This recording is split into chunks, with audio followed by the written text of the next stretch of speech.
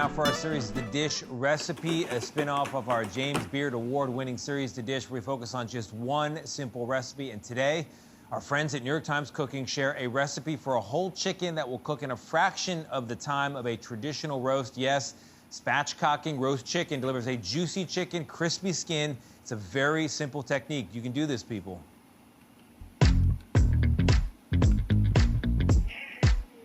Good morning. I'm Sola El-Waylly. I'm a cookbook author and a contributor to the New York Times, and I'm going to show you how to make a very simple spatchcocked roast chicken. It's guaranteed to give you the most juicy, the most flavorful chicken every time. The ingredients you need to make the dish are onion, rosemary, thyme, lemons, parsley, scallions, and a whole chicken. The first step is we're going to spatchcock this chicken. So it sounds complicated, but it's actually really easy. All you need are shears, and then here you can see the backbones right here. So this is the chicken tail. We're going to cut on both sides of the tail to remove this backbone. Okay, so here we've removed our backbone. So once you've got this, flip it over, and now we're going to press it flat. Kind of like CPR, but much firmer. Okay. Press, will crack. By making the chicken flat, it's just going to cook much more evenly. Now, we are going to dry brine this. I like to pat it down first, just because we want to dry off the skin. Dry meat means brown meat. You can't get good browning with moisture present. And then we're going to season it up with our salt. Here I just have a mixture of salt and pepper, but you could get crazy and add spices.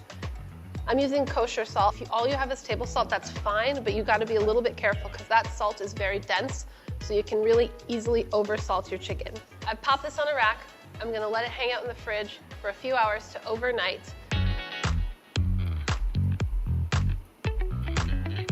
So here's my chicken that's hung out in the fridge for a few hours, and you can see that the skin has gotten dry and taut, and that means that the salt has been absorbed into the flesh.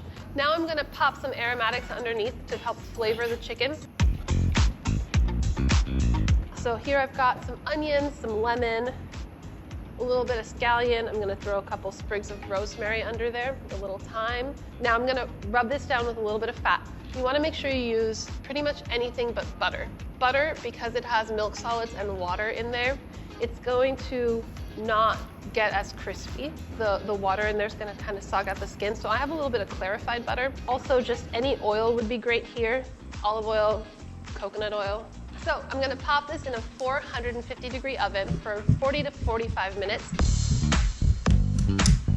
All right, check it out. Golden, smells amazing. And we want to let your chicken rest for about 15 minutes before you carve into it. So I'm a dark meat person.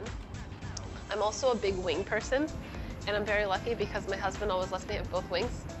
Wow, that's how you keep a marriage alive. And you can see it's really moist and really juicy.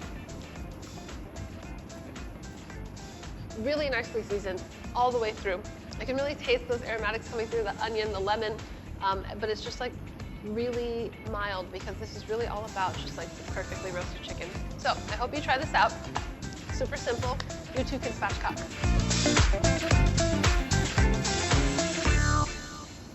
So Tony, you've actually done that. I've done that. I did about a week ago. I do it for big dinners on the weekend. It's a money saver as well because you're not buying all the chicken parts, which costs 3-4 times as much. And it's good. And it's fast. No And it's good.